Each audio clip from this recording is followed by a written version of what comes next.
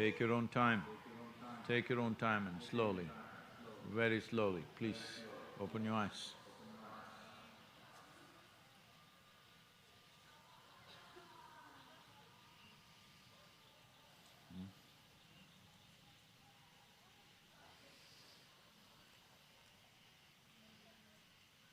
Welcome and blessings for Guru Purnima.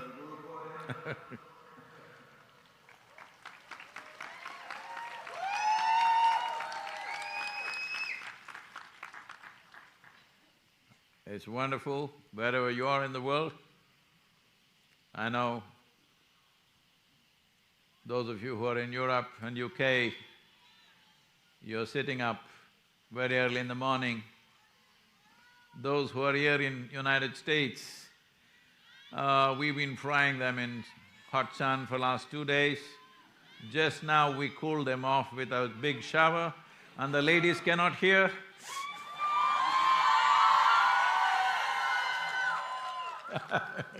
Please take care of the audio for them. Well, one big shower, everybody is drenched and cool. Last 2 days they've been fried and roasted in the sunlight. See, the arrangement is just perfect.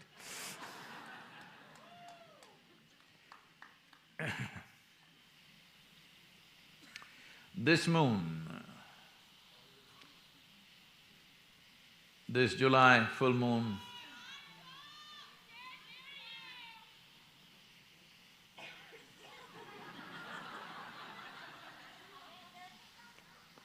do something about the audio, otherwise you please move in a little closer, please.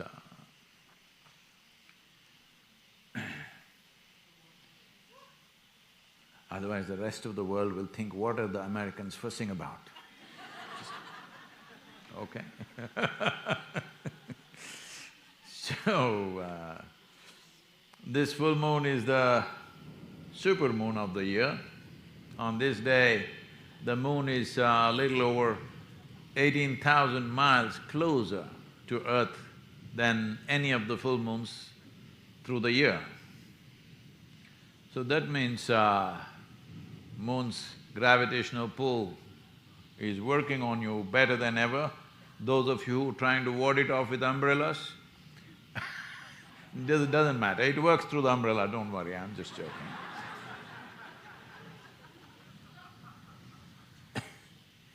So, what is the significance? That if the moon is closer, what's the big deal? The big deal is today, the tides are going to be bigger than any time ever in this year, in these 12 months. Because the moon is so close, the fluids of this earth will rise. If you do not know, I'm sure you know,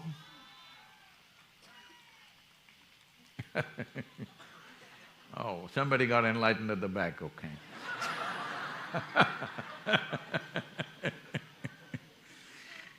See, people came and sat in the front row thinking it'll happen to them, but it happened there. What can I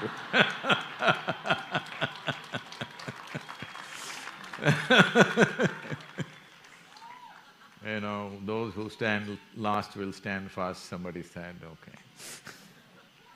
But these people are standing last because there is a big tree.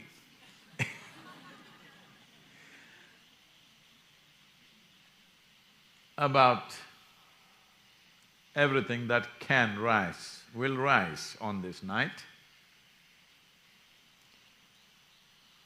It's my wish and my blessing, you should not miss it, you must rise.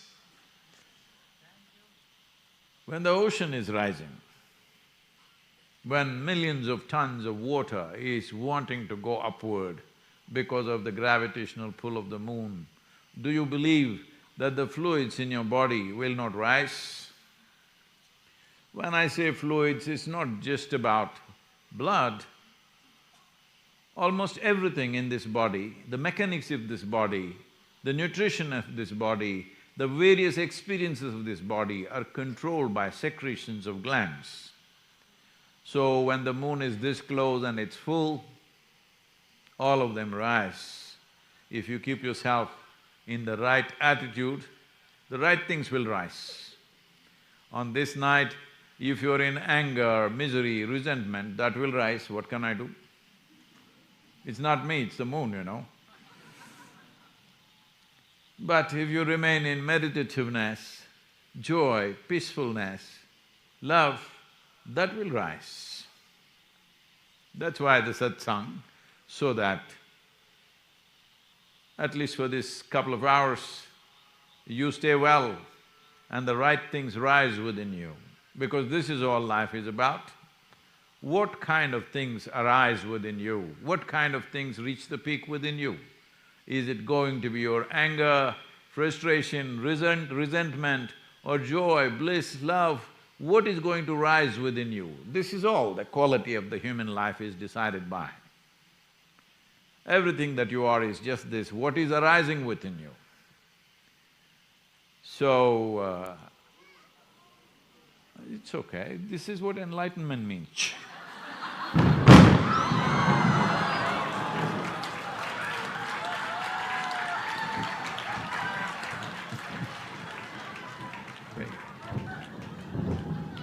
It always happens with a bang, huh? Those of you who are holding umbrellas with steel, metal rods, please keep it down.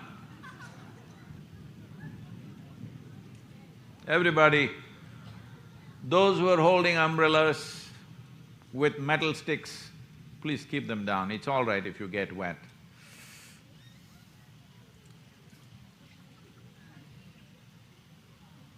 You're well grounded, you're well earthed, so even if lightning strikes you, it'll only pass through you. Really. Don't insulate yourself from the earth, then it stays with you. So, if somebody is feeling very nervous about it, you can move somewhere else, but you don't have to. A human being is a combination of various forms of compulsions and consciousness. Compulsions are of survival instincts, reproductive instincts which represent the survival of the race, psychological and emotional survival, social and financial survival, and if you have invented other kinds, other kinds. All of them put together occupy a lifetime for a whole lot of people. Most human beings may never even become or come anywhere close to being conscious. Not because it's far away, not because consciousness is a difficult thing. It is just that, though it is the most vital aspect of your existence, you don't see it. If you're not conscious, you won't feel it. It's just like air, you don't see it. If you're not conscious, you don't even know that you're breathing. How many human beings on this planet, in 24 hours' time, at least for 5–10 minutes, they're conscious that they're breathing, unless they're asthmatic. Unless there is some difficulty in breathing, they won't notice it. Though it is most vital, if you stop it for 2 minutes, you're gone, but still, no. Consciousness is even more vital than the air that you breathe. It is even wrong to talk or refer to consciousness as it, because it's you. It's not something other than you. Well, it's not your body, it's not your thought process, it's not your emotion, it's not the arrangements that you've made, it's you, per se, this one. Because it is the most obvious, at the same time seems to be most elusive. It is not elusive, It's just that if you're looking east, you don't see west. If you're looking west, you don't see east. That's as simple as that. Because you're looking in a different direction, your time and energy is invested in a different direction, it looks like it's far away.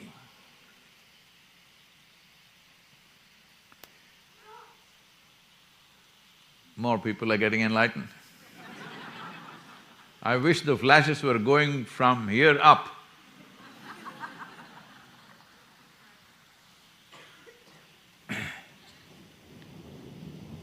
Coming.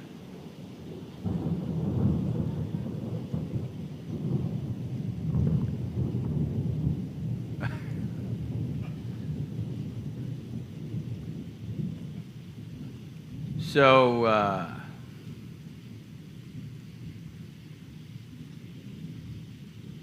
a guru arises because most people are not seeing what is not only right in front of their eyes, but also what is within their eyes, they cannot see.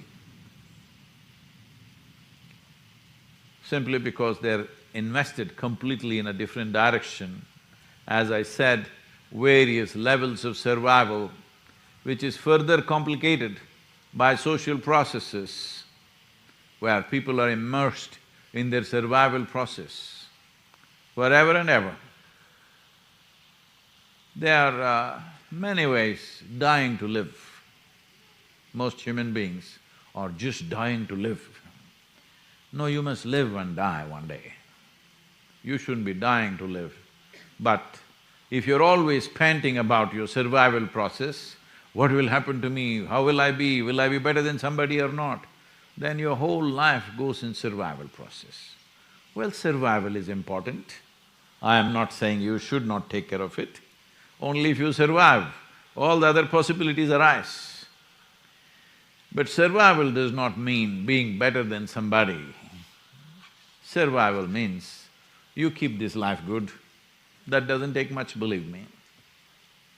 It's only when you want to be better than somebody, then it takes a whole lifetime. So a guru is not here to weave a philosophy or to start a new religion. Spiritual process means life and deeper life. A guru is like a doorway. If you look at a doorway from a distance and you want to go there, actually the intent is to go through it, but from a distance, the doorway itself is the destination. So if you're far away, guru is your destination. Like, I don't know, probably most nations don't have this. In India, there is a gateway of India. Not everybody enters through that gate, don't misunderstand. Not everybody who goes into India enters through the gate, it's a monument, it's a gateway. So, if that was the only entry, if I want to go to India, I will look at the gateway as my destination. So in that sense, guru is a destination. It is not about being far in terms of physical terms. It is not distance in miles and kilometers. It is if you're invested in something, you're far away. Invested in your dream world of social, psychological, emotional worlds, then the guru's work is to get to the creator's world, get you to the creator's world. Because you started creating your own world, you're like Vishwamitra. You started creating your own world in your mind and start living there. The guru's work is to get you to creator's world, or if you don't understand that way, God's own world.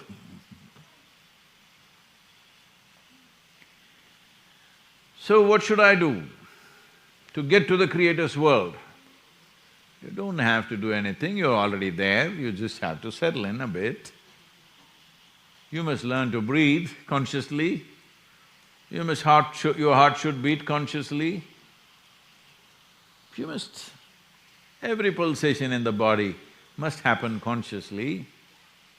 Above all, consciousness, which is the source of who you are, should become the front end of your life. Right now, till you are 25, 30, probably your body is the front end of your life. That is why everybody, like especially in America, this is a habit. People come and tell me, Sadhguru, I did this. I said, why? Why did you do something so stupid? Say, Sadhguru, I was only 18. Oh, I didn't know at 18 you're supposed to be stupid, and slowly you get smarter, and just before you die, you are really smart. That's dumb, believe me. You must get smart early, it's very important. So, this is simply because you get invested in things that you create. Being involved with life is not the problem, but when I say invested, you're getting identified with things that you create. Once you're identified with things that you create, then the whole fantastic creation that is here, for which there is no comparison anywhere because there is no anywhere else, this is it. But you will miss it completely because your thoughts, your emotions, your ideas, your philosophies, your belief systems or your phone screen will keep you busy. You will never see reality for what it is. So, a guru's job is mundane, very mundane, to make you see what is always there. It's not like suddenly a shooting star happened, look, look, look. Not like that. It's always there. Why the idiots don't see? That's a big question. Why is it that they don't see what is always there? Well, there is a history to this, you're not the only one, there's a history to this. You are having a certain, illustrious pedigree for ignorance. Because, it happened in Mahabharata. This Arjuna asked Krishna, what is the nature of this truth that you're talking about? Where is it? Is it here? Is it there? Where is it? So Krishna laughs and says, in a battlefield, he laughs and says, the ultimate truth about your life is at the tip of your nose. So now whole lot of people started focusing on the tip of their noses. And if you focus on the tip of your nose, within 3 minutes you'll get a severe headache. If you are Chinese or Japanese or Vietnamese, you'll get it within 1 minute.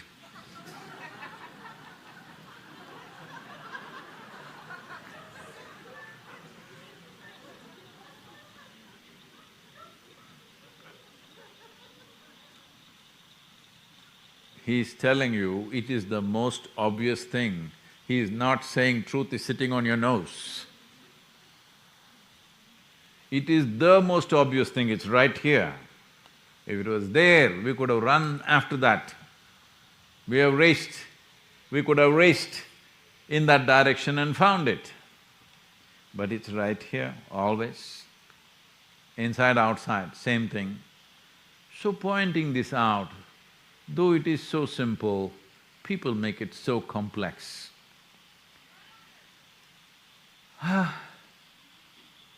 Well, there is also a tradition of people… See, dead gurus are good gurus. Hello? Yes or no?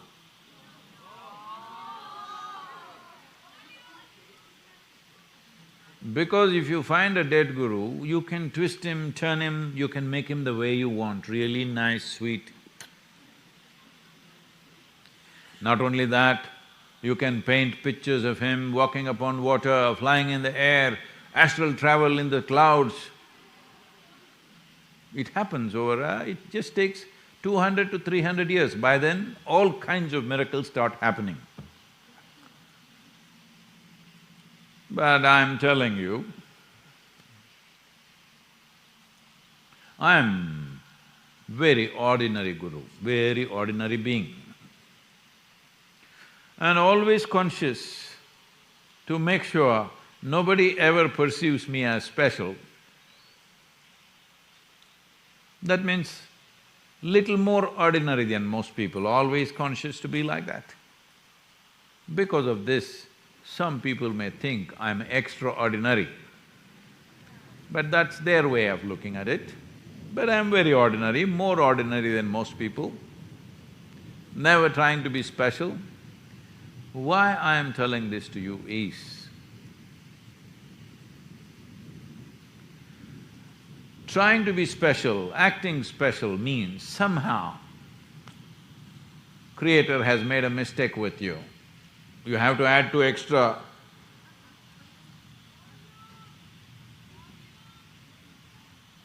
You have to… You heard that, please, they're asking for volume. You have to add something extra, at least a halo. Do I have one? Hello? They've not added today, you know.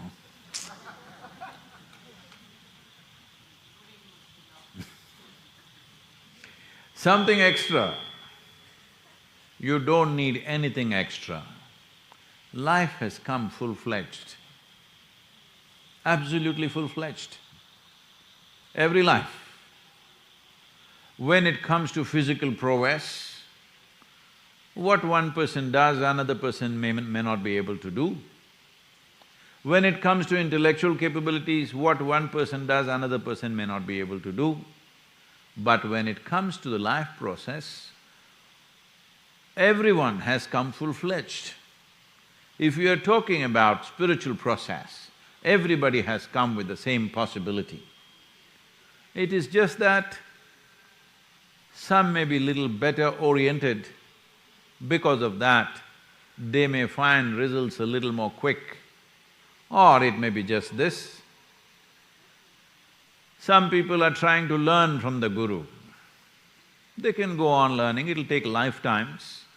As I've already said, in this lifetime, if I live long enough and do my best, that best means 7 days of the week and da-da-da. If I do all that, probably I will share 2% of what I have perceived. If I do 2%, it must be great. So if you learn, it's a long process. Some come closer and they just embrace the Guru. Because of that, they have pleasantness of experience. They live joyfully and blissfully, no matter what is happening in the physical situations in their life, because they have touched grace. But another way is somebody comes and dissolves into it because a little deeper Guru is like acid. Yes, always on acid you can see. So you can just dissolve in it. If your heart beats for your Guru, or your breath feels like your Guru, or your Guru feels like your liberation, this is all left to you. You can be… a Guru can be your breath, your heartbeat, or your liberation. It's your choice. Certain things you can enjoy, certain things, the nature of it is such, you become part of something else. There is nobody to enjoy, but it's like that. So how to approach a guru? As I said, you can learn to bow down from a distance, you can learn, you can embrace, or you can dissolve. Today is Guru Purnima, it's your choice. Whatever choice you make, I'm with you. I am not insisting this way or that way. As I said, I am not here to weave philosophies, create new ideologies, create a new religion. No. Create a strong atmosphere before I leave. Create huge spaces of acid where people can come and dissolve and become a part of it. I know acid is a negative word, I can say a solvent. But you know, I'm little committed to using negative terminology always, because if I say positive terminology, if I use positive terminology, people let their hallucinations run away.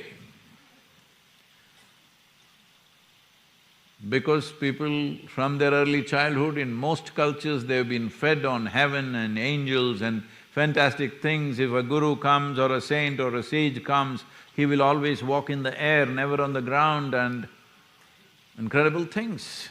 I've also told you about a sage who doesn't shit.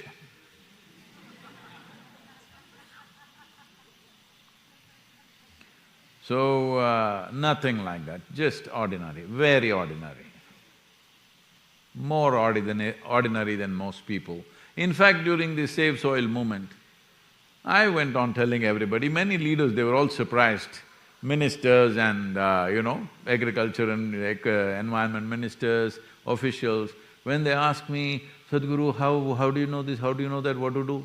I said, see, I'm just a worm, I can't intellectualize everything, but I can tell you this is how it works because I'm a worm. Usually you call somebody a worm when you think they are the lowest of the lowest creatures. But actually, when you call somebody a worm, you're elevating them to a space and saying, you're the foundation of my life. You don't know that, you think they're low, but you're actually acknowledging that you are the foundation of my life.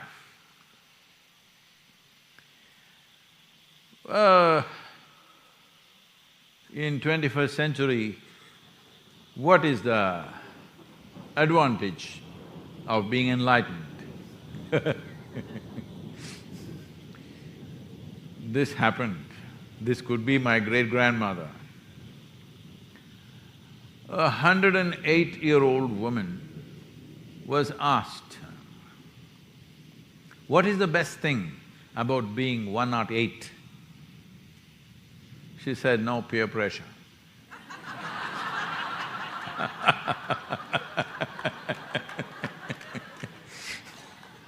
No peer pressure.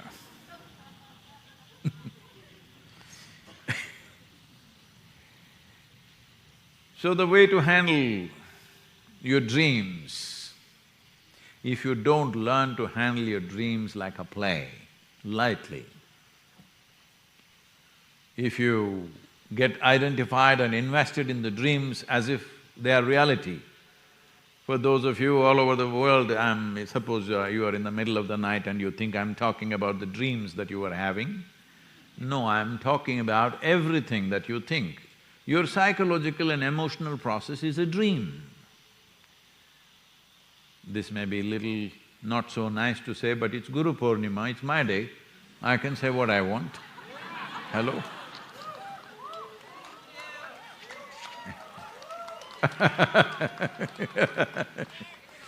So, suppose you go and tell somebody genuinely, you're in high school and you went and said, I love you. That's a dream.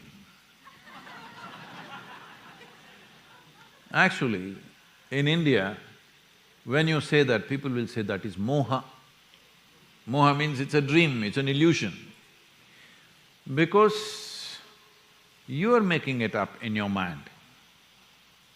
Now your emotions get linked to the thought process and boom, it becomes more real than the whole universe. Yes or no? Hello? You remember that girl? Hello? You remember that girl in high school? She was more real than the cosmos, isn't it?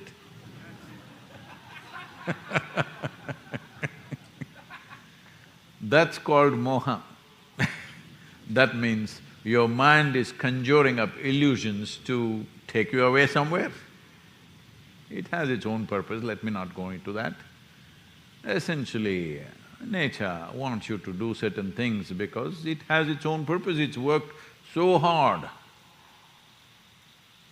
through the evolutionary process from a single-celled animal to make such a complex life. It doesn't want all of you to get enlightened and simply sit like this and be fantastic. It wants you to go through the process and the works and, you know,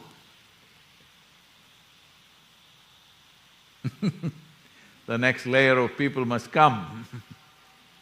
So it has its own purpose.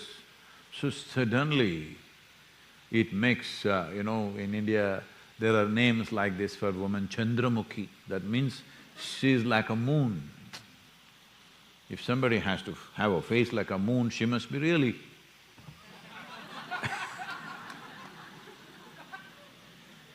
well, anyway, it doesn't matter, but essentially we are trying to say she's more beautiful than the moon.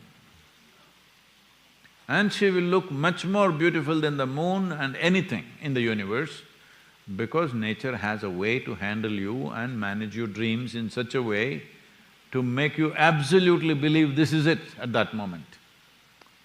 Some of you get enlightened soon, either because of the other person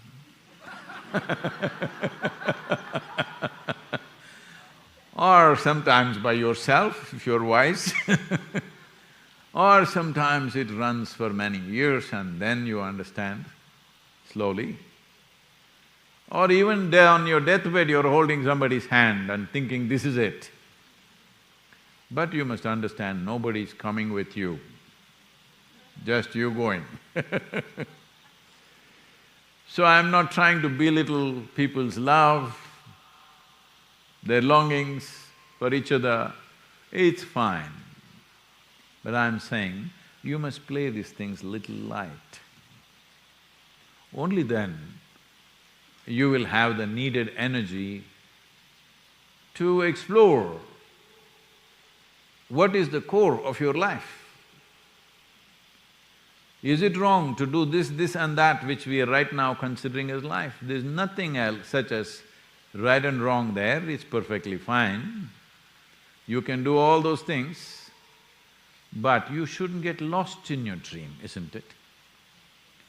See, the problem is you may get lost in your dream, and the worst thing is you may find your way in the dream. If you find your way in your dream, you really got lost, isn't it? This happened. This happened. One morning, a young woman got up in the morning and said to her husband, John, you know what? I had a dream tonight. Really, baby, what was the dream? You know, in my dream, on my birthday, you gave me a pearl necklace. What do you think about this? He said, well, your birthday is just day after tomorrow, you just wait, you will know what it means. Then she was waiting for the evening when he comes back, and lo, he came with a nicely packaged box. And he gave it to her. She opened it, all the ribbons and stuff, ripped it open and looked. There was a book, Meaning of Dreams.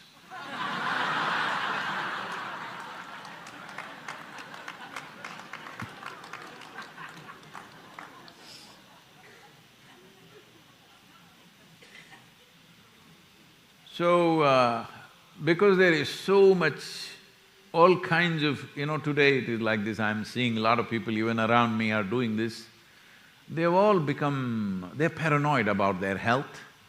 They're all doing medical research. You bring any doctor to them, they won't agree because they've read this, that in the internet.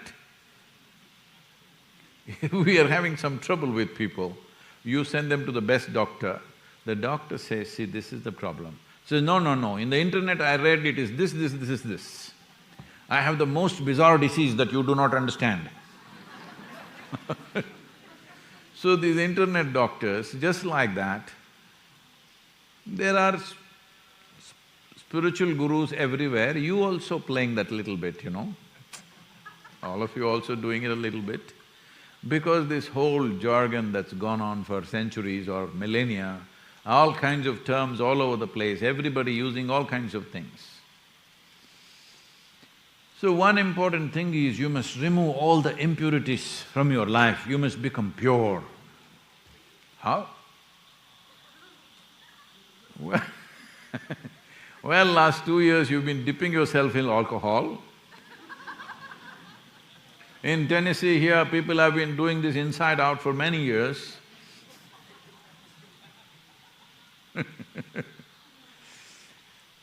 But even teetotalers, as they used to be known, people who never drank alcohol, even all those people have been dipping themselves in alcohol last 2 years because of this pandemic or whatever. So how to remove all the impurities and become pure? Get rid of your hatred, get rid of your resentment, get rid of your fear. Oh, try and see, please. If you try for 1,000,000 lifetimes, they're not going to go because they don't exist. You make them up. You make them up. After some time, it might have become a habit. See, you can just try this. Next 3 days, all of you, and just do.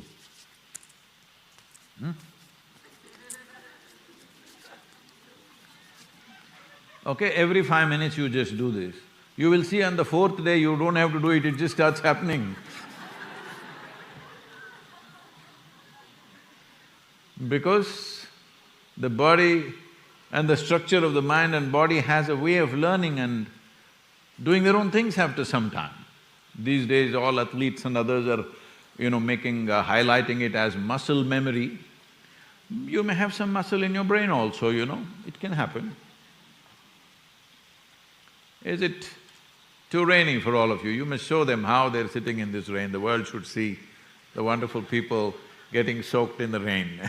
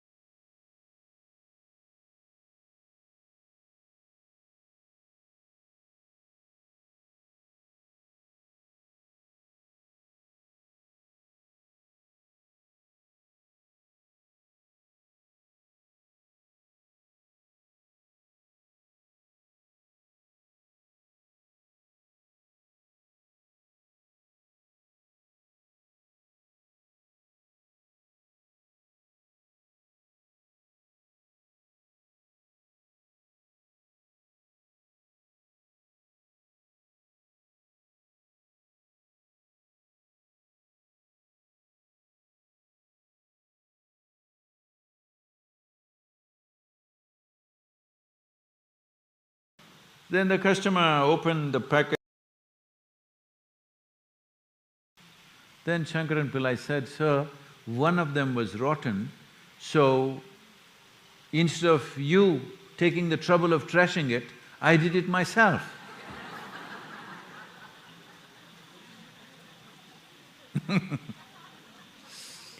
So, these are all tricks that have never worked, but they continue to be used forever.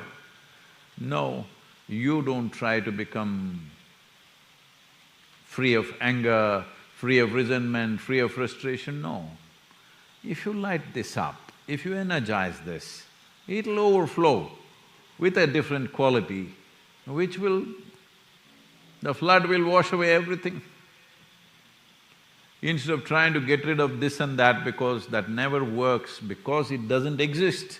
Are you angry right now? Then how to get rid of it? Are you resentful right now? How to get rid of it? Not when the thunder went off, but right now are you fearful?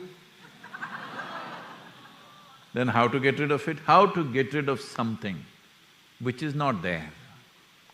Whatever habitual experiences you have, it's because you have invested certain time and energy, so it's happened. If you find something more spectacular, will all the small things in your life drop off by itself? That's all you have to do. This is what I'm talking about as consciousness. If you find that, all the other small things of your attractions to food, drink, and it's not that you cannot enjoy it, but they will not be big deal. They're there. But once you find something more spectacular, all the other things will just go away. So that is where your investment should be, to see that you touch it now, in this life, not some other time. In this life, it needs to happen. I promise that I will take some questions, but we just have maybe 30 minutes. Please, let's do that.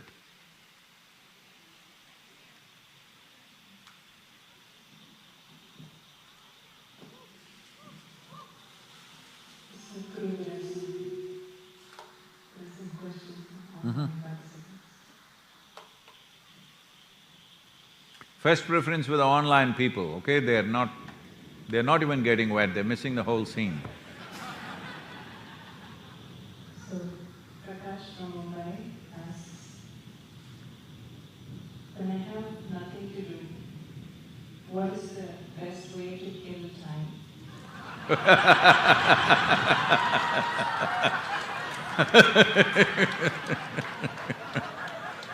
I'm glad all of you got it.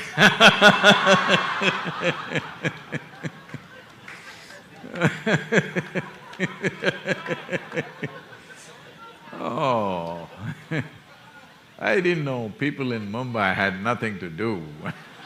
They're usually busybodies. Well, you are going to kill time? No, time is killing you every moment. It is time which kills you, not about you ever killing time. Now, you're in Mumbai and you know the whole controversy right now going on about Kali. I know the controversy is of political nature, but now that Kali is in picture, let me tell you what Kali means. Kali means she's time. All those skulls around her neck, I want you to understand the present imagery of Kali, of being fierce and the queen of the battles and chopping off demons' heads and all this, is only approximately 14 to 1500 years old. But Kali worship has been there for many, many millennia.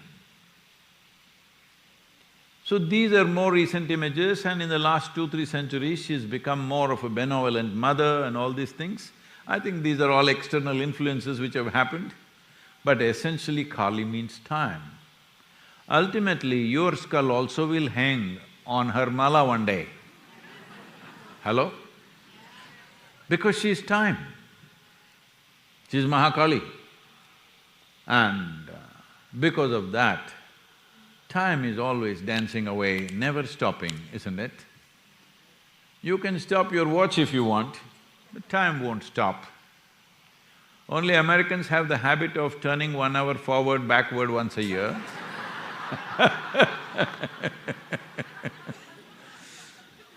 Otherwise, it's always running away. Once I did time travel, see, I am not an ordinary man.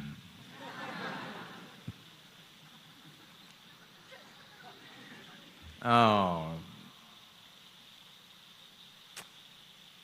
worldwide they're waiting, the Guru will say something wise, but I'm fooling around. Because that is the wisdom of life, that you don't get so bloody serious about your existence. Fool around a little bit, huh?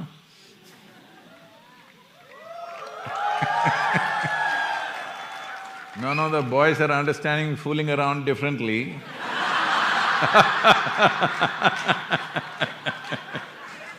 I'm not talking about that. With yourself, make a fool of yourself because you are a bloody fool.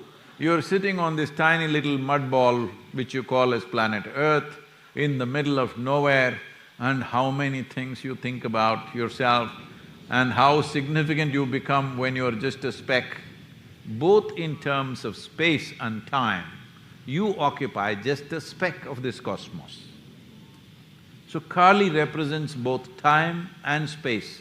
The word Kali means… Kala means time, Kala also means emptiness, or Kali also means emptiness or space. So there is only one term in yoga for both time and space because we don't see it differently. It's modern intellect which is trying to see it like this. Because there is space, because there is point A and point B, it takes time to travel this distance. Why don't you see it this way? Because there is time, there is a possibility of point A and point B. I'm saying you can go on doing chicken and egg business with it. So we don't see it as different. You can go on arguing, which is first, time first or space first, chicken first or egg first. This has been going on. The wisdom of life is like this. One day, Shankaran Pillai, it was a reunion of their college people after many years, 15, 20 years later. So they all went to a big restaurant where all the friends were, when they reunion, they have to speak loudly. Hello? Because within 10 minutes, half of them will be nearly drunk. You have to speak very loudly to get your so-called friends, that you don't see each other for 15 years but you're best of friends, all right? So others were busy talking and drinking, and Shankaran Pillai, everybody ordered all kinds of food. Shankaran Pillai just waiting for the food, he's hungry. He's not interested in the conversation because he knows when he was in college also they spoke no sense. Now, nonsense matures. Yes. See, you listen to your teenage children, they're kuchu kuchu kuchu kuchu, they're going. You think, what nonsense are they talking like this non-stop? But they listen to your conversations and say, this is dumb nonsense. Because they see their nonsense has matured. Nothing really big change happened. Same thing, taking on different forms. So, Shankaran Pillai just sat there waiting for food. Then this debate came off. Is chicken first or egg first? Big argument happening among all these people, almost fighting over it. Then somebody poked Shankaran Pillai in the rib. Hey, what is this? You're just sitting there, what do you think? Does chicken come first or egg come first?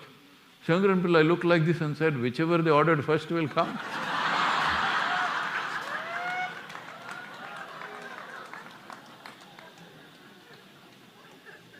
So, Mr. Prakash, Kali, time is killing you. Don't ever think you can kill time.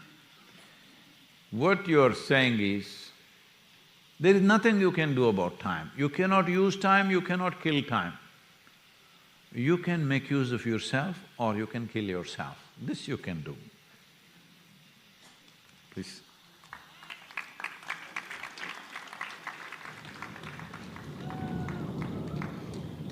Mark from California asks, Sadhguru, last year… Little louder for all of them, please. Sadhguru, last year you went for the North American journey. This year you went on the Save Soil journey. I saw a video in which you were talking about how yogis traveled across the world and laid many spiritual eggs in many places. So with you also, apart from the social aspects of the work, are you also doing some mystical work? Well, no, because just now we said the chicken and egg stuff, these guys are thinking Mark is talking about those eggs, he's not talking about those eggs.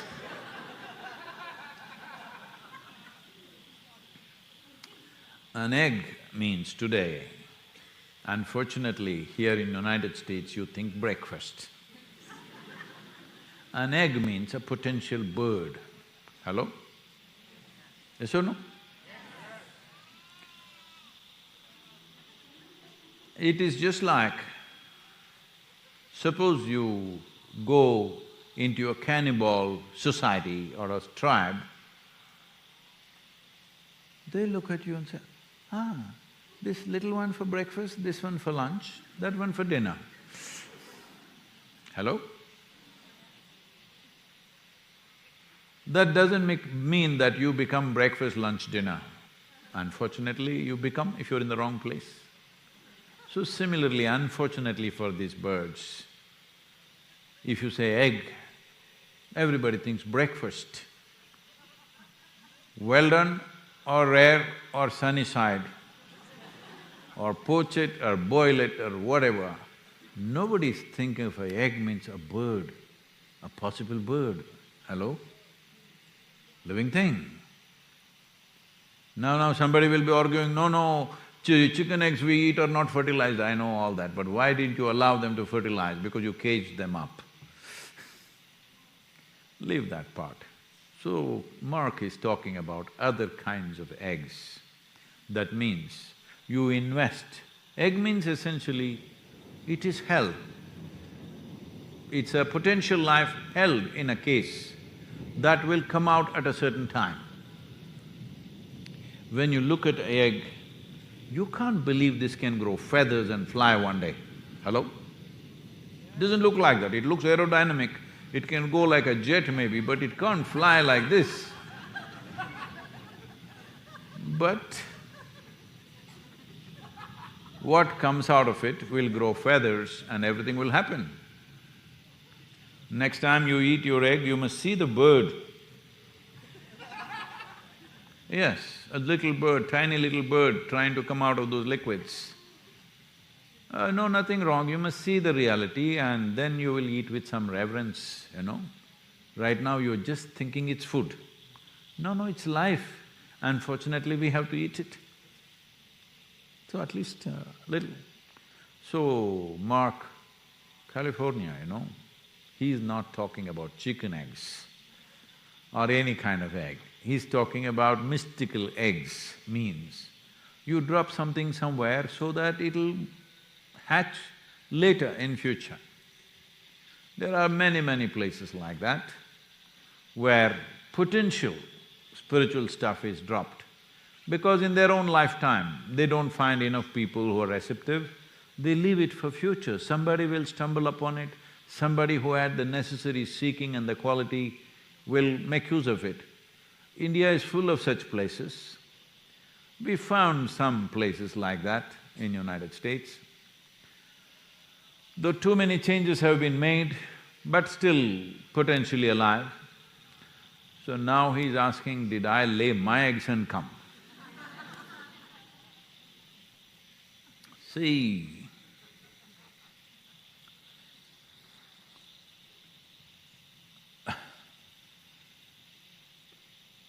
whatever the nature of your existence, wherever you go, for whatever purpose you go, the fundamental nature of your existence will not go.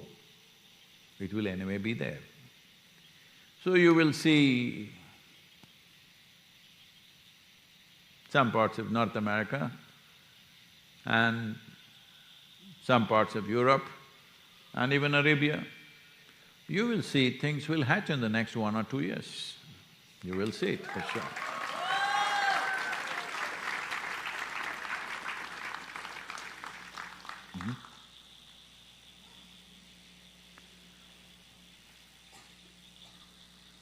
Questions? Yep.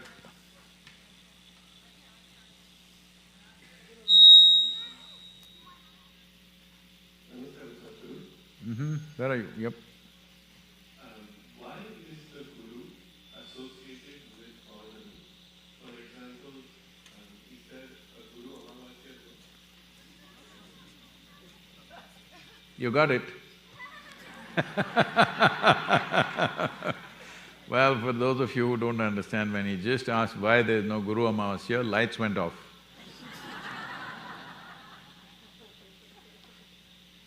We gave you a taste of Guru Amavasya, you won't say anything. Okay. Why is Guru associated with Purnima? This Purnima, as I've said many times before, is the day when Adiyogi, who was a yogi, was kind of compelled to become a guru. So he chose an appropriate day. If you want to sit outside in open skies and talk to people, would you choose a Purnima or an Amavasya? Please tell me. Naturally, isn't it? That's not the only reason. It is also, as I already said, the gravitational pull is such that people are more perceptive on that day. Amavasya is just the reverse of that. So is Amavasya bad? No, it is very good for certain purposes. But not to make you sit outside like this and talk to you in open air, then Purnima is good. And above all, it is the first Purnima of what we call as sadhana pada, that is after summer solstice. This is the first Purnima or the full moon. So it is at summer solstice time, because of the shift that is happening in the planetary quality, a yogi always little rejigs himself.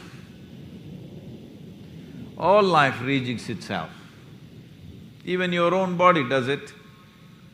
Whether you will notice it or not is the only question. But when you pass through solstice, the body will make a little adjustment to flourish well in the new conditions that are happening. Because the way the planet is influenced by the sun and various other planets shifts and changes twice a year, what is referred to as summer solstice and winter solstice.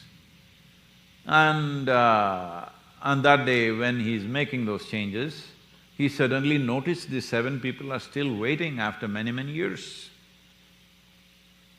Suppose I close my eyes and I'm meditating. I went away for many hours. If I open my eyes, if you're still here, then you won't be here, is it? That's good.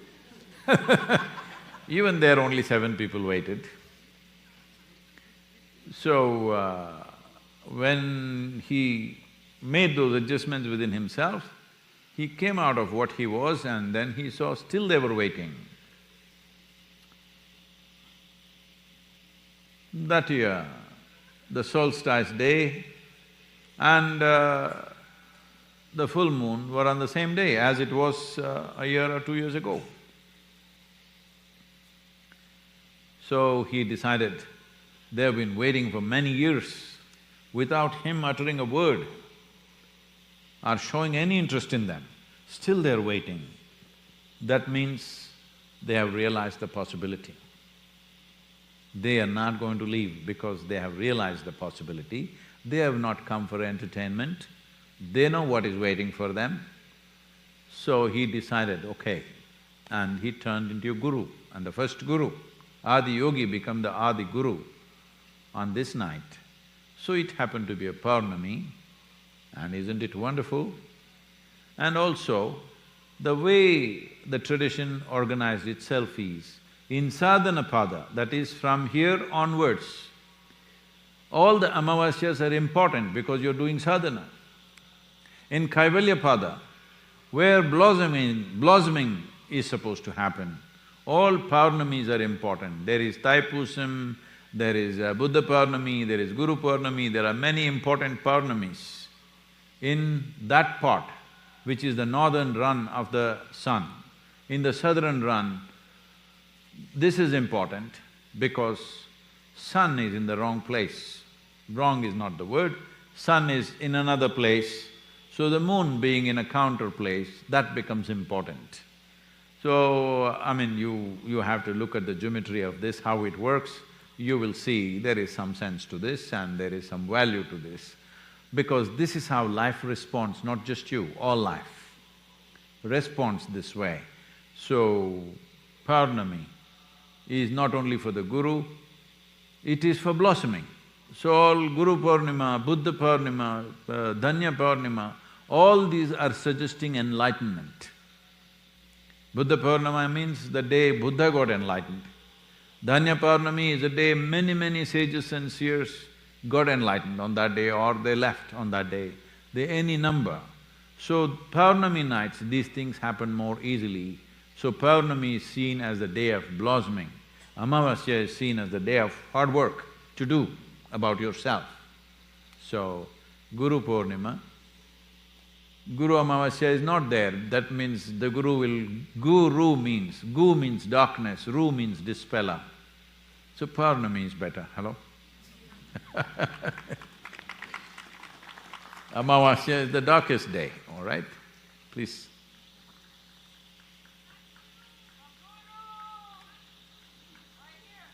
Yes, please, take the microphone. Namaskar, Sadhguru. Where are you? On my left, on your left. Namaskar. Yep. Sadhguru, I feel very close to you, yet at the same time, I feel very far away from you. Why is that so? Where do you live? How do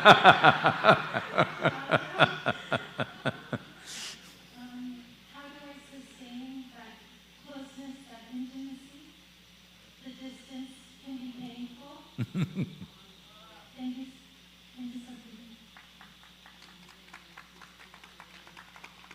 Sadhguru. You got fans out here, for that question.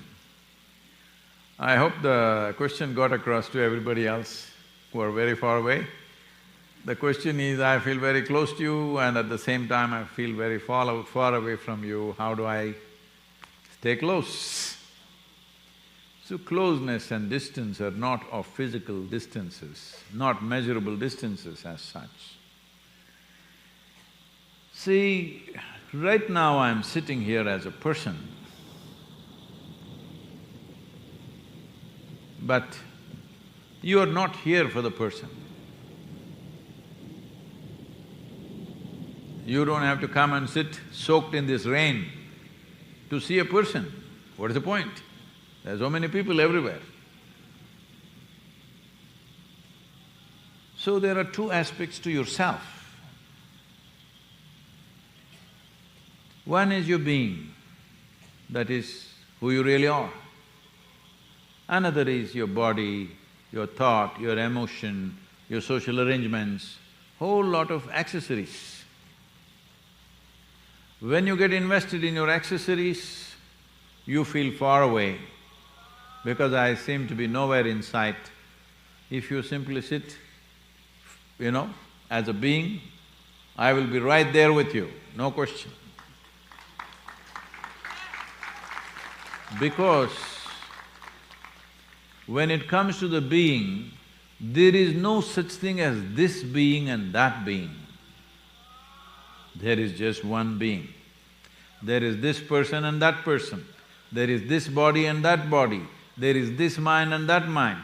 There is this nonsense and that nonsense. But there is only one being. You captured a little and you think it's yours. The moment you think it's yours, you don't have it. So those moments when you're meditative, those moments when you feel love, those moments when you're very joyful, you feel Sadhguru is right here. Those moments when you're doom, Sadhguru seems to be in another world. Where the hell is he? Why is he not helping me? I got financial problems.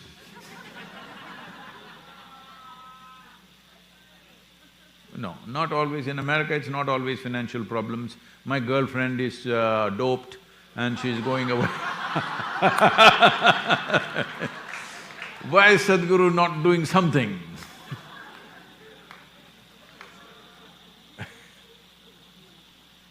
So, you just have to move towards your being. I'm saying your being. It's a misnomer to call it your being. You must become more of a being. Then you will see the light and the guidance that you refer to as Sadhguru is there every moment of your life. You're invested in something else, your dreams. Well, you know I'm not a part of your dream and I need not be. Your dreams you play. Once you're invested there, you're looking in a different direction. Once you're looking in a different direction, it looks far away.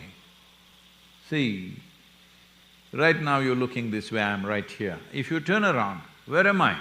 Oh, you have to go across the world and come back. That's how far it is. So, your experience of being close and far away is just this. When you look this way, I'm right here. When you look that way, you have to circumnavigate the whole planet.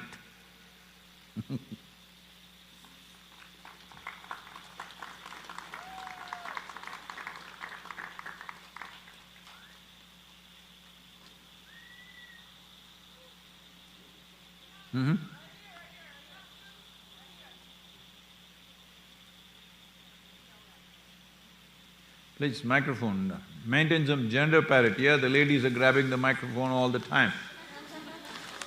Namaskaram, Sadhguruji. Could you dance with I'm us? just reminding the ladies, it's only a microphone, it's not a phone. Please tell me. Could you dance with us tonight? Oh, Could why we not? sing a song together that everyone can sing? Let's get some rain going, all right, to dance?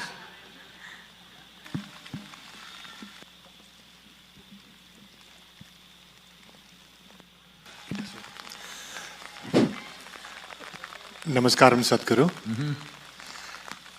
After your 100-day journey through Europe, Middle East and… Little louder, please hold the microphone a little closer.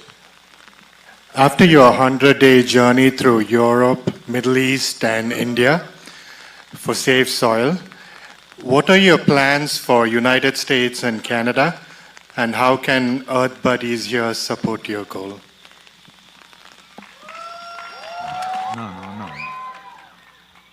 No. When you say I'm an earth buddy, why are you saying United States and Canada? You're an earth buddy, hello? An earth buddy means somewhere we understand this is beyond nationalities. So if you're an earth buddy, what does it matter where you are? As I've told you, right now, just after this couple of weeks, I am in 2 countries in South America and maybe 3 or 4 countries in Caribbean and then in Europe. All these nations are seriously looking at how to take the safe soil forward, and these are small nations who don't have a great amount of scientific, capabilities.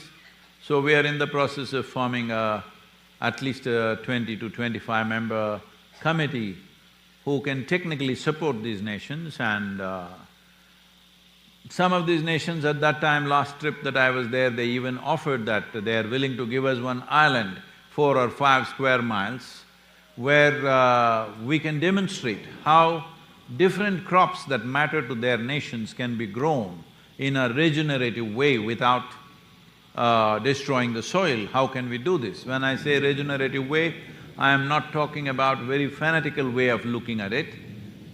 Putting back organic content into the soil is the first aspect of regeneration. If it's your kitchen garden, you can talk about, I won't use any chemical, I won't use any fertilizer, you can do that. But if you're talking about feeding 8 billion people, you don't talk like that. You raise the organic content, then the chemical usage will slowly start coming down. If you raise it significantly, it may come down in 6 to 8 or 10 years' time. If you do it slowly, it may take 20, 25 years' time. But nobody can dispute this. As organic content rises in the soil, the chemical usage or the need for chemical usage will start slipping down. That's the way forward if we want to do this without disrupting agriculture on the planet. Disruption means, just to give you a sense of it, suppose tomorrow we stop all fertilizers and chemicals and everything, totally, because you have a fanciful idea about it. World's food production will come down to maybe 25% of what it is. That's pure death. So let's not talk irresponsibly.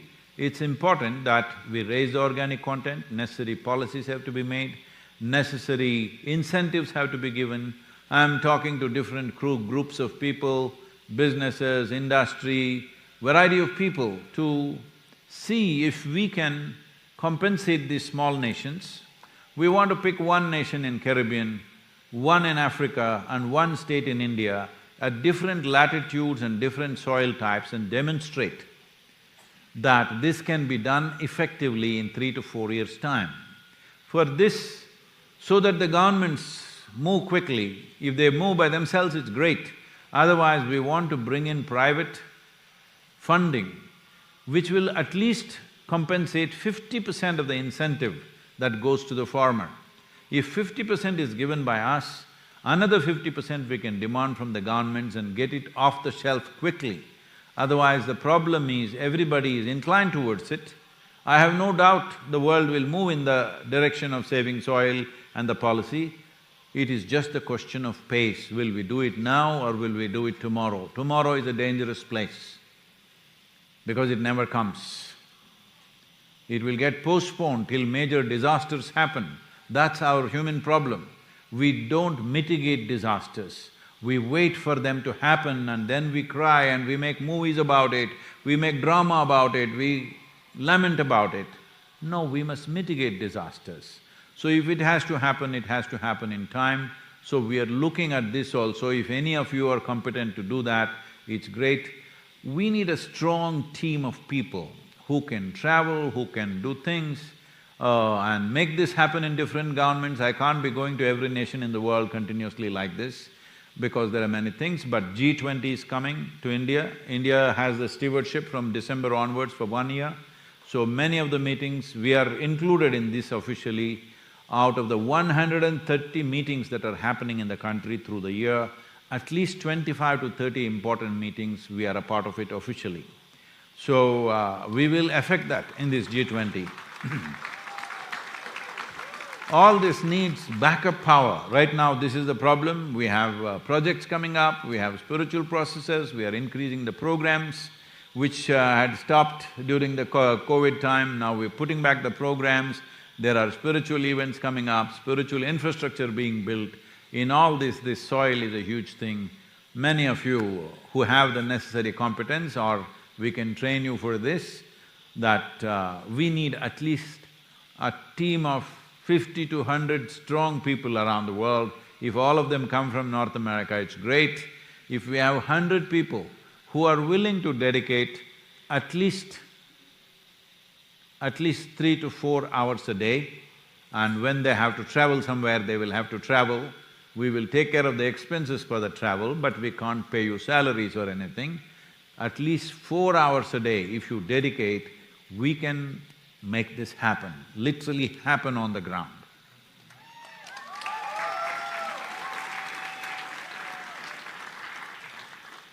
But I need those people. All these coo cat calls, are they all coming or no? Or they're just cats who will escape? You know, cats are never reliable. At least you say, bow bow, I can believe you.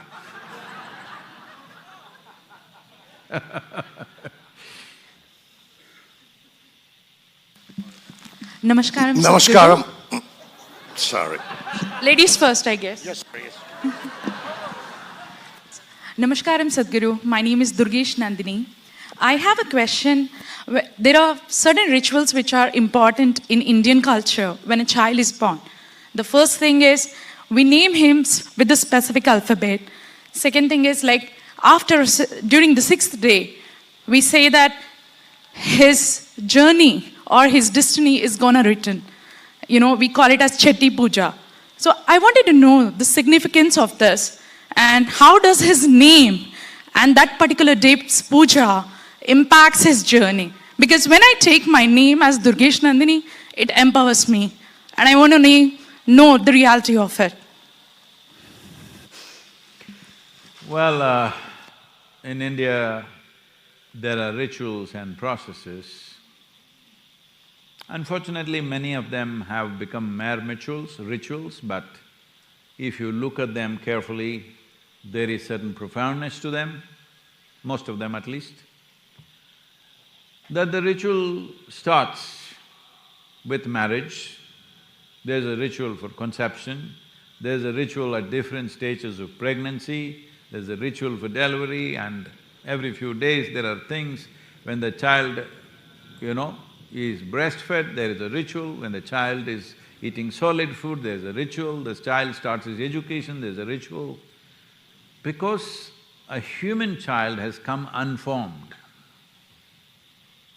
You have not come like other creatures. Other creatures drop out of their mother's wombs and tuk-tuk, within 3 days they're running around. But a human child has come largely unformed.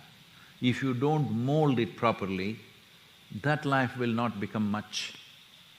Molding is not just by giving nourishment through food, nourishment in many different ways. If we do this in a given society, we will produce many great beings in the world, for sure. But it will take that level of dedication and commitment to a new life. This is why I'm telling young women, if you're not committed, if you want to do something else, do that. Right now there's no dearth for human beings. You don't bear children unless you're ready for putting your life into it for at least 18, 20 years. If that's not possible, why? Simply because unless you can produce a life which is better than you should not do it. Hello? In some way, at least the next generation should be one step ahead of you. If you cannot do that, it's not just in biology, it is in the way you mold a child. Molding does not mean giving them morals, values, ethics, no. Energetically, you can mold the child for a higher possibility. So this is what these rituals are. I don't want to go into the detail. Right now, quite a few of them are being performed in the Devi temple in India. We can also bring it here, but we need to train people. Those cats, I want to catch those cats. Woo! Because this needs committed, very dedicated approach to train you. For rituals of birth, rituals of life and rituals of death, we want to train people, but where are they? 2 days they will do and run here and there, we can't do that because it needs a certain investment of energy and life to make these things happen. If there are cats here,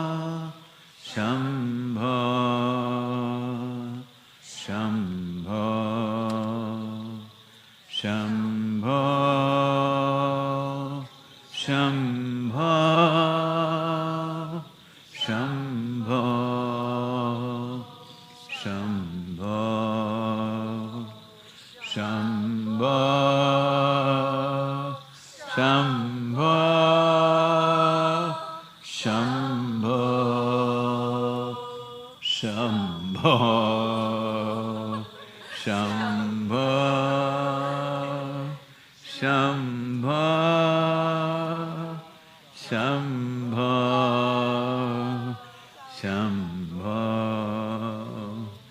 Shambho, Shambho, Shambho, Shambho,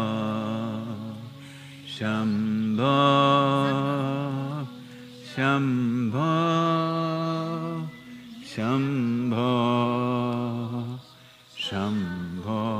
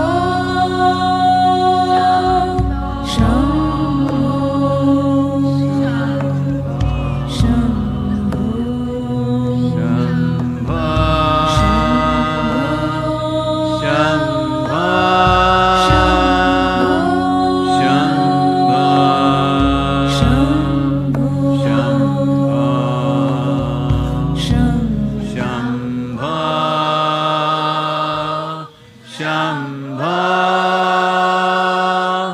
Shambho, Shambho,